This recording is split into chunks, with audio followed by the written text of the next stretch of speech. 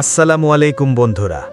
21 জুলাই 2025 বাংলাদেশ বিমান বাহিনীর একটি F-7 BGI যুদ্ধবিমান মর্মান্তিক দুর্ঘটনায় পতিত হয়েছে। এই যোদ্ধা পাখির ইতিহাস, প্রযুক্তি, গর্ব এবং বাস্তবতা আজ আমরা জানব, যাতে বোঝা যায় এটি কেবল একটি যুদ্ধবিমান নয়, এটি এক নির্ভীক আকাশ যুদ্ধাস্ত্র। উৎপত্তি ও ইতিহাস। F-7 BGI এটি মূলত চীনের তৈরি একটি উন্নত ফাইটার জেট, যেটি MiG-21 এর ভিত্তিতে তৈরি করা হয়। চীনা চেংডু এয়ারক্রাফট ইন্ডাস্ট্রি গ্রুপ এই বিমানটি তৈরি করে। এর উৎপত্তি ঘটে 1960-এর দশকে, তবে BGI সংস্করণটি আধুনিকায়ন করা হয় 2000 সালের পরে। বাংলাদেশ বিমান বাহিনী 2013 সাল থেকে F-7 BGI ব্যবহার শুরু করে। এটি ছিল পুরাতন F-7 এর আধুনিক সংস্করণ।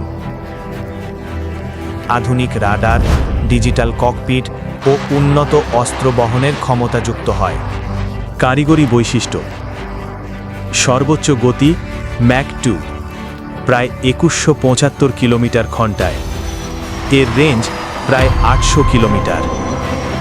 অস্ত্রসজ্জা: এতে রয়েছে 30 মিলিমিটারের ডুয়াল ব্যারেল কামান, স্বল্প দূরত্বের আকাশ থেকে আকাশে নিক্ষেপণযোগ্য ক্ষেপণাস্ত্র PL-7, PL-9 মিসাইল।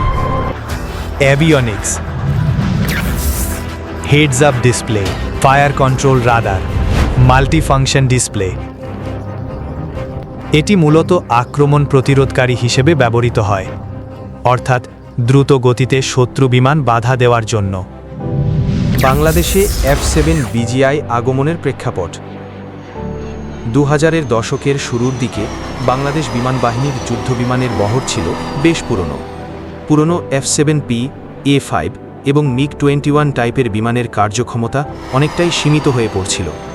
বিশেষ করে ভারতের সুখোই Su-30 MKI বা মিয়ানমারের MiG-29 এর মতো আধুনিক যুদ্ধবিমান থাকায় আঞ্চলিক সামরিক ভারসাম্য হুমকির মুখে পড়ে।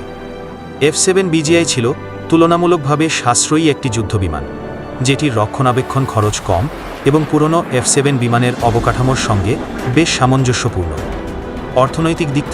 অর্থনৈতিক দিক থেকে বুদ্ধিমত্তার সিদ্ধান্ত ছিল এটি, কারণ নতুন প্রজন্মের যুদ্ধবিমান যেমন সুখোই 30 কেনা বা পরিচালনা করা বাংলাদেশের জন্য তখনকার সময়ে অত্যন্ত ব্যয়বহুল ছিল। F-7 BGI এমনভাবে তৈরি ছিল যেন এটি 2 জন পাইলট নিয়ে ফ্লাই করতে পারে, ফলে এটি প্রশিক্ষণ প্ল্যাটফর্ম হিসেবেও কাজ করেছে। একই সঙ্গে এটি ছিল একটি সর্বাধুনিক প্রযুক্তি সমন্বিত অপারেশন রেডি যুদ্ধবিমান। 2006 সালে প্রথম 4টি বিমান যুক্ত হয়। 2008-2009 সালে আরও কয়েকটি F-7 BGI যুক্ত হয়। 2010 সালে আরও 16টি কেনার চুক্তি হয় এবং সর্বশেষ 2013 সালে বাংলাদেশ বিমান বাহিনীর 8 নম্বর স্কোয়াড্রনে F-7 BGI আনুষ্ঠানিকভাবে যুক্ত হয়। এর আগমনের মাধ্যমে বাংলাদেশের আকাশ প্রতিরক্ষায় নতুন দিগন্তের সূচনা ঘটে। F-7 BGI এর আগমন ছিল বাংলাদেশের প্রতিরক্ষা আধুনিকায়নের এক মাইলফলক।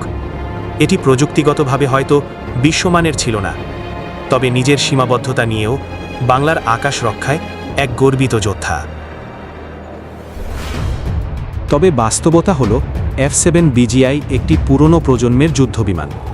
আধুনিক যুগে যখন বিশ্বের অনেক দেশ 4.5 বা পঞ্চম প্রজন্মের যুদ্ধবিমান ব্যবহার করছে, তখন এই বিমানের সীমাবদ্ধতা পরিষ্কার হয়ে দাঁড়িয়েছে।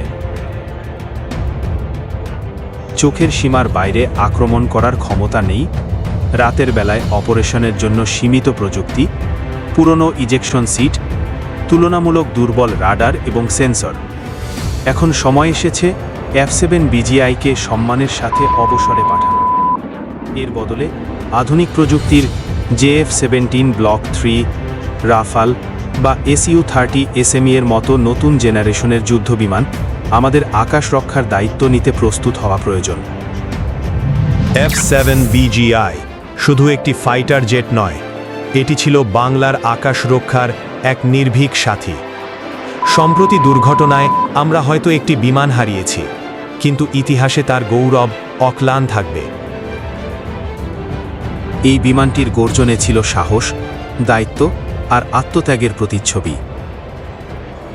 F-7BGI এটি শুধু একটা যুদ্ধ বিমান নয়, এটি আমাদের সাহস, আমাদের আত্মত্যাগের প্রতীক। কিন্তু প্রশ্ন থেকে যায়, 2025 সালে এসেও আমরা এখনও এই পুরনো জেনারেশনের ফাইটার ব্যবহার করছি কেন? কেন আমরা সময়ের সাথে তাল মেলাতে পারছি না? যেখানে অন্য দেশগুলো পঞ্চম প্রজন্মের জেট নিয়ে এগিয়ে গেছে, সেখানে আমরা এখনও F-7-এর মতো পুরাতন, সীমিত ক্ষমতার যুদ্ধবিমান নিয়ে আকাশে উঠছি। প্রযুক্তির সাথে তাল মিলিয়ে না চললে শুধু সাহস দিয়ে লড়াই করা যায় না। সময়ের সাথে প্রযুক্তিকে এগিয়ে নিতে না পারলে প্রতিটি দুর্ঘটনা হয়ে দাঁড়ায় এক একটি সতর্ক সংকেত।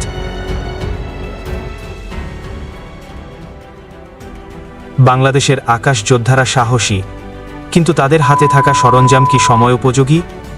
এই প্রশ্ন আমাদের করতেই হবে, কারণ একটি প্রাণের মূল্য, একটি দুর্ঘটনার যন্ত্রণা, একটি বিদ্যালয়ের শিশুর ভীত চোখ, এগুলো কোনো পরিসংখ্যানে ধরা পড়ে না। আসুন আমরা উন্নত প্রযুক্তির দিকে আগাই। আসুন আমরা আমাদের আকাশপথকে আরও নিরাপদ করি। আর যেন কোনো মা তার পাইলট সন্তানকে হারিয়ে না ফেলে, আর যেন কোনো স্কুলের আকাশে আগুন ঝরে না পড়ে। সময় এসেছে জেগে ওঠার, সময় এসেছে বদলে দেওয়ার।